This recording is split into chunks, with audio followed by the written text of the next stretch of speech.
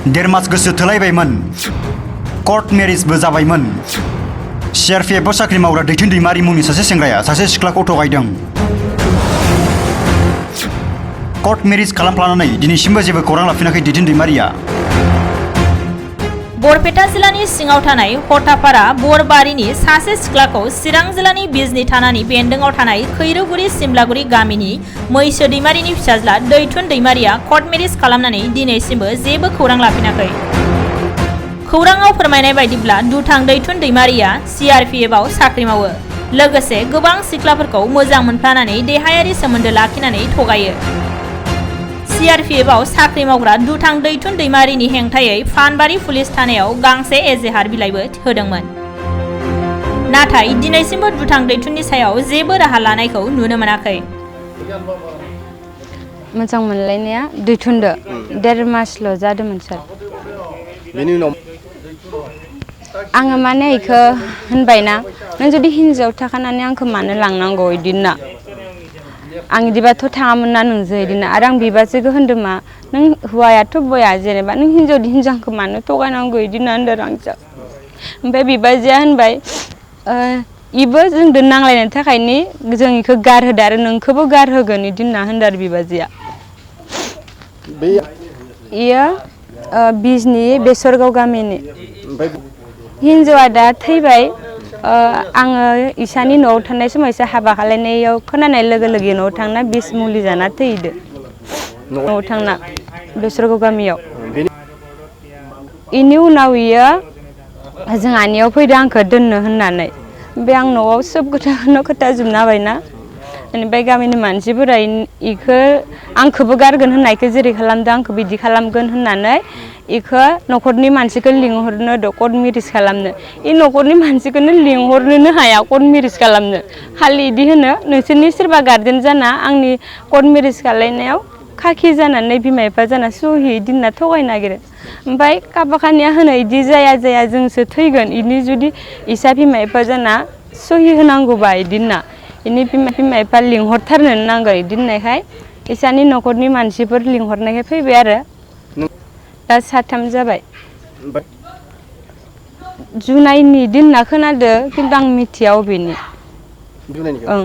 आंनि उनावसो दा आंखौ लांनाया बिजनी खैरोगुरि गामिनि दैथुन दैमारि बिफानि नामा मैसो आरो बिदानि नामा बाना दैमारि बिबाजै दं बिबाजै नामा भानु दैमारि भानु नार्जारि लिरो खोमा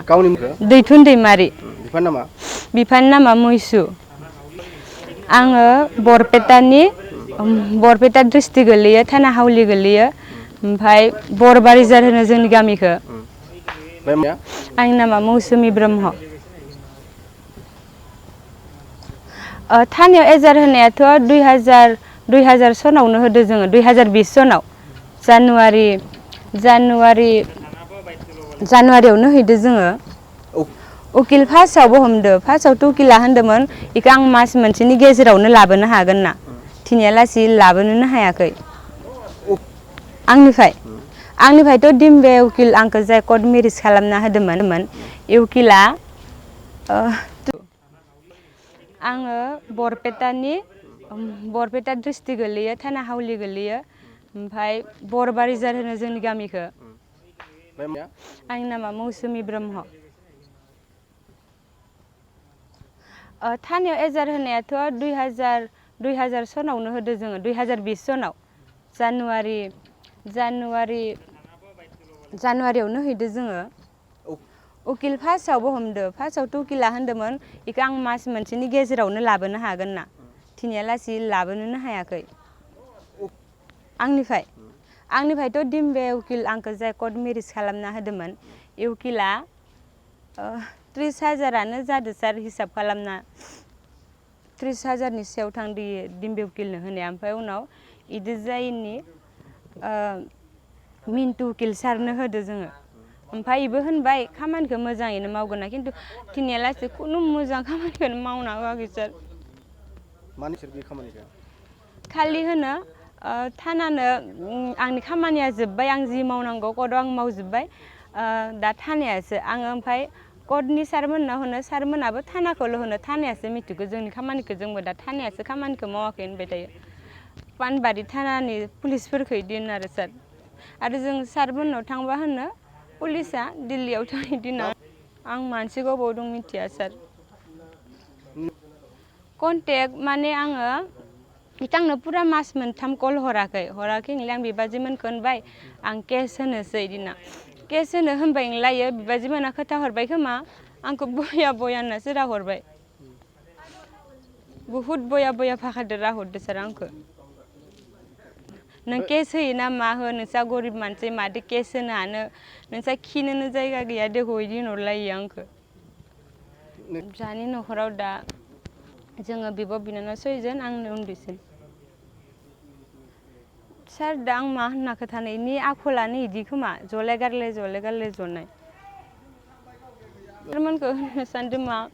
जेरै जोंनि लाइफखौ बरबाद खालायनाय थाखोमाना दं जि जायगायाव दं इ जायगानिफ्राय जेन हमनानै लाबोयो इखो सायाव बिजिरना होनांगौ आंनि केसखौ जेरावखि दं इखौ हमना लाबोनानै एखेबारे इथ' दा गोख्रों साजा होनांगौ इखौ